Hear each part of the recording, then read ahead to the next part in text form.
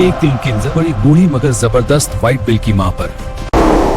ताकत का मतलब जुल्म नहीं होता, अगर चैलेंज है तो मैं हाजिर हूँ। एक अकेला हमारे सामने।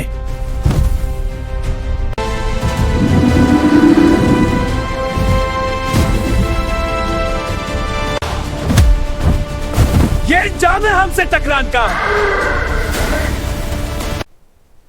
अब वक्त बदलने वाला है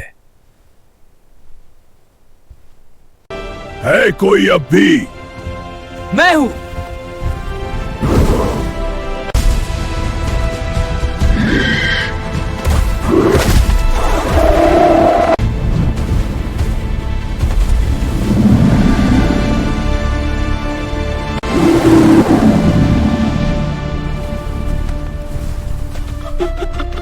गुरूर का अंजाम हमेशा बुरा होता है। हाँ, शायद तुम ठीक कह रहे हो। मुझे लगता है हमें इबरत लेनी चाहिए। अगर ताकतवरों के खिलाफ और कमजोरों के साथ हैं, तो सब्सक्राइब करें, कमेंट करें।